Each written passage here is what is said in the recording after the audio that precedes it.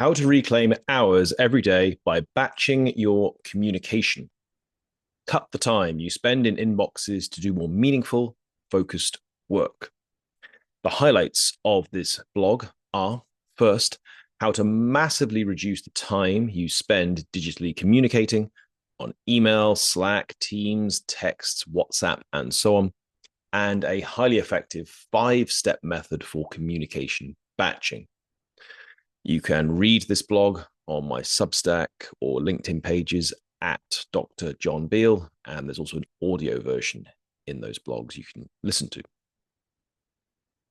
Many people spend hours every day checking inboxes and replying to emails, texts, and messages across various platforms. Most of the time, these checks are unnecessary. There's nothing new, and inboxes were checked only a short time ago.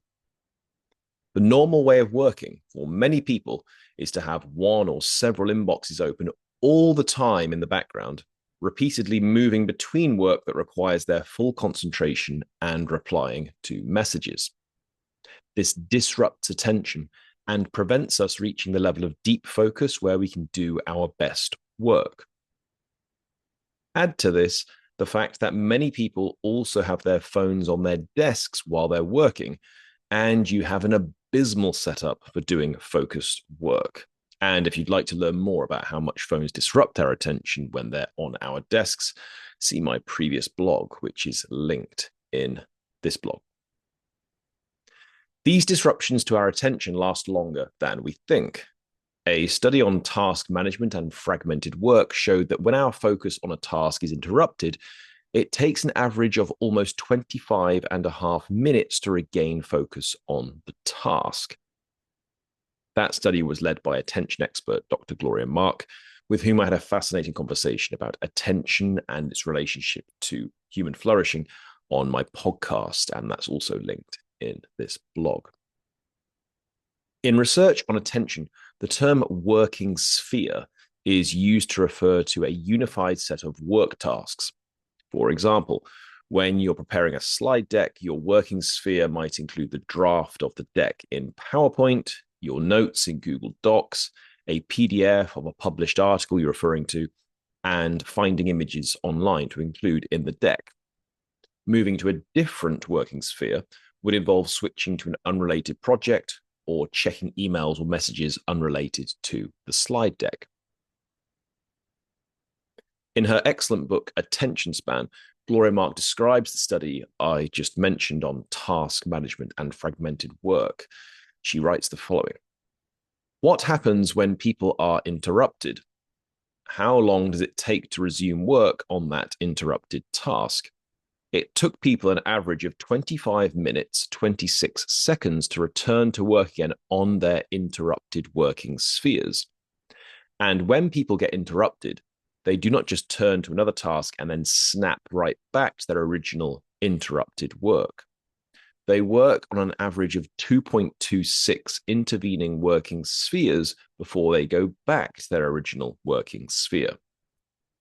That means that they're working on one working sphere, and then they switch to another, then still to another, and then again another, and finally go back to that original uninterrupted working sphere. End quote. So, when you're working on a project and you get a notification about an email or a message and you check it, the length of the interruption often isn't simply the few seconds it's taken to check it. It usually takes much longer to restore your focus to where it was before, and on the journey back, you'll likely turn to a couple of other things. Now, imagine this over the course of a full working day. You work on a task for 15 minutes, then check your email. It's likely to take you almost 25.5 minutes to regain focus on your original task, and you'll probably do a couple of other things in the meantime, such as replying to a couple of emails which are totally unrelated to the work you were focused on. Over a day, this can cost you hours of wasted time. Over a week, up to an entire day. Over a year, several weeks. Imagine what you could do with all that time. Now, add to this the factor of something called attention residue. This is the residual impact of an object of our attention. It was a term coined by attention expert Sophie Leroy in 2009, and I've linked the article in which she coined this term and her work in the blog. When we switch attention, we usually don't immediately turn from fully focusing on one thing to the next. It often takes time for our attention to fully switch over, especially if we were deeply concentrating on something or it resonated with us emotionally. For example, if you're focusing on a task but you check your inbox to discover an email from your boss stating that there's an urgent matter to discuss later, that's unlikely to immediately fade from your mind when you try to regain focus on your original task. So if, during those 25.5 minutes, you switch to something important or just something that grabs your attention, the attention residue will add to the amount of time it takes you to regain focus on your original task. This is a serious problem. Many people finish work feeling exhausted, but like they've accomplished nothing. Fortunately, there's an effective solution to this. It's called communication batching. This is a time and task management method where you only check and reply to digital communication across some or all platforms at scheduled times. So, rather than being constantly interrupted by messages and switching between focusing on a task and communicating, you decide when you're going to check and reply to messages on your schedule. This puts you in control of your two most important resources, your time and attention. Now, there are obviously occasions when digital communication is extremely important and requires our full concentration. Sometimes sending an email is our most important task for the day. For example, submitting a job application or inviting an eminent figure to speak at an event. These kinds of tasks aren't what I mean by communication batching. These are examples of what I call high-stakes digital communication. Important tasks we should plan into our schedules outside of communication batching time. Communication batching refers to scheduled periods of time when we do low-stakes digital communication, checking and replying to the kinds of messages we regularly receive across email and other platforms. For example, daily updates to team members or checking for agenda updates ahead of meetings. Now, I've designed a 5-step method for communication batching, which I've tried, tested, and developed with hundreds of clients I've coached or trained. Many of them have found this highly effective, and it saved them many hours every week. And you can remember this using the acronym BATCH. All right, step 1, B, bound your time. Set clear boundaries. Decide what the minimal amount of time is you need to spend reading and replying to emails and other messages every day. Make this as short as possible by reducing it to only what is necessary. Ask yourself, what's the minimal amount of time I need to check and reply to messages each day? Use this as the amount of time you schedule and only increase it if you absolutely need to. This will enable you to create a time budget you can test and track and adjust if necessary. With practice, you should be able to further reduce the time you spend communication batching. Before you proceed to the next step, take a look at your calendar and estimate the minimal amount of time you'll need for communication batching every working day. Try to get this as low as possible. Write this down. All right, step 2, A, align your batching times. Next, choose when you'll batch. The aim is to align your batching times with what works best for you and those you need to regularly communicate with, such as team members and clients. Find times that prioritize you focusing on your most important work while remaining responsive enough to the key people you communicate with. Start this by deciding on your ideal batching time or times. Ask yourself, in my ideal working day, what time or times would I batch? For instance, if you focus best first thing in the morning, that should be the last time you batch. You might batch in the afternoon when you struggle to fully concentrate, say at 3 p.m. or the final 30 minutes of your working day. I never batch in the morning because that's when I focus best. Before proceeding, write down your ideal batching time or times. You don't need to look at your calendar to figure this out. Just decide when, in your ideal working day, you'd batch. Now, compare these times with the times that you're likely to need to reply to important messages. If these times are likely to cause problems for factors such as time zone differences, amend the times to avoid or at least mitigate these problems. Compromises will often need to be made, but in general, steer more towards your preferences because the ultimate aim is to gain control of your two most important resources, your time and attention, so you can then commit more of these to your most important work. Before we proceed to the next step, check the ideal batching times that you picked with the times that are workable for the key people you communicate with. If these don't align, find a workable compromise that aligns these times. Write these down. All right, step 3, T, time box your batches. Time boxing is a time management method where you schedule fixed maximum periods of time, called time boxes, into your calendar for completing specific tasks. Here, we're time boxing communication batching, scheduling time boxes when you'll do all your low-stakes digital communication. On a side note, the term time boxing was coined by computer science expert James Martin in his 1991 book, Rapid Application Development. And this is different from time blocking, which is a highly effective productivity method developed by Cal Newport. And I've written a blog on this, which is linked in this blog, along with links to James Martin's work I've just mentioned. Now, schedule time boxes for communication batching in your calendar based on the times you've chosen so far in this method. It might be 1 hour-long batch or 2 30-minute batches at times when the people you most need to communicate with aren't waiting long for a reply and several time zones are accommodated. Keep this to as few times as possible and make the times as short as possible. Before proceeding to the next step, schedule these time boxes in your calendar as recurring events every working day, or even less frequently if your schedule allows it. Call the recurring events batch comms.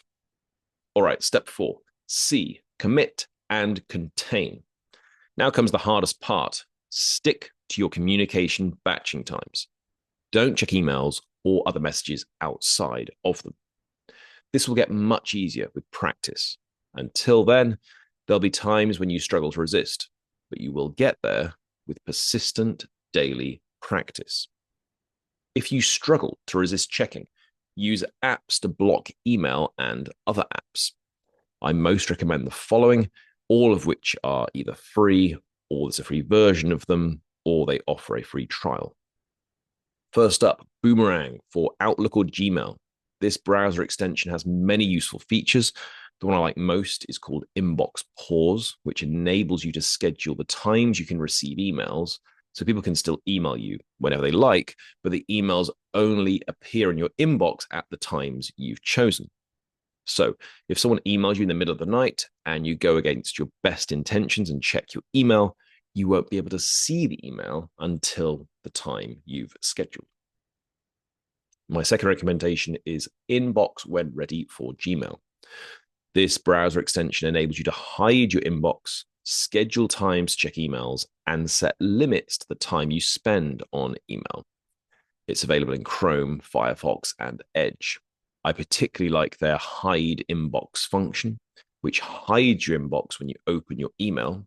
So if I need to go into an email folder to pull up an email that contains important information for a project I'm working on, I can do this without seeing my inbox, thereby avoiding potential distractions from new emails. My third recommendation is Opal. This is an excellent app that blocks other apps. It blocks them for selected periods of time and sets a daily limit across specific apps. I use this to block Gmail and WhatsApp on my phone every morning right through till lunchtime. My fourth recommendation is Freedom.to. This is an excellent app and website blocker, which you can use on computers, phones, and any browser. Their users report gaining an average of 2.5 hours of productive time every day. And my fifth recommendation is Self-Control for Mac. This blocks distracting websites for a period you decide, from 1 minute right through to a whole 24-hour day. There is literally nothing you can do to unblock the website once it's blocked. You can't restart your computer, turn the app off, or even delete it. You just have to wait until the time is up. Now, before proceeding to the final step in this 5-step method, if you're not already using one of the apps I just mentioned or a similar one, pick at least one to download. It'll enable you to master communication batching quicker and with less friction. All right, the fifth and final step. H, highlight your boundaries to others. Finally, communicate to others who need to know about your communication batching times. You could include this in your email signature, which might say something like the following. I check my emails twice a day at 7 a.m. and 12 p.m. ET and reply to all important emails within 24 hours. If your email is urgent and requires a quicker response, please email my assistant on insert email address or text or call me on insert phone number. Now, if you include your phone number, only include this signature containing your phone number in emails to people you trust and don't put it in your auto reply to all emails. Otherwise, you'll probably receive many unwanted calls and texts. Boomerang, the app I just mentioned, and some email platforms enable you to customize the contacts to whom a specific email signature gets sent with your auto replies. Remember, you don't need to be available all the time. Even emergency responders and leaders of nations are rarely available every single hour of the day. And while you might often need to reply quickly, you rarely need to reply immediately. And you should be the one controlling your time and attention, not others and not technology. Now, if you're struggling to implement any of the steps in this method, stop for a second and ask yourself these two questions. First, is my constant availability helping me make progress or actually preventing me from focusing and achieving my goals? And second, is always being available providing maximum value to others or actually hindering my ability to provide maximum value because I'm not able to fully focus or work at my optimal level? Take a moment now and think about those two questions. Finally, write down whom you'll need to inform about your new communication batching schedule. Then, either inform those people now or schedule time in your calendar to do so. And if you're editing your email signature along the lines I just described, do this now too. All right, here's the takeaway from this blog. You can save yourself a huge amount of time by communication batching and maintain your focus for longer on your most important work.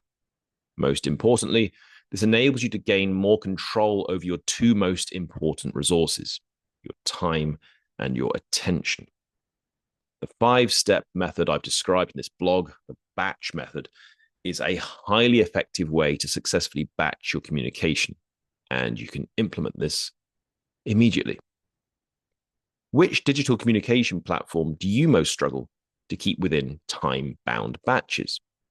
Have you found any other communication batching methods effective? I'd love to hear about your experiences in the comments or any other thoughts you have about communication batching. I've included links to various other recommended resources in the blog, such as books, peer-reviewed published articles, media articles, podcasts, and other blogs of mine. Hope you've enjoyed this blog on communication batching.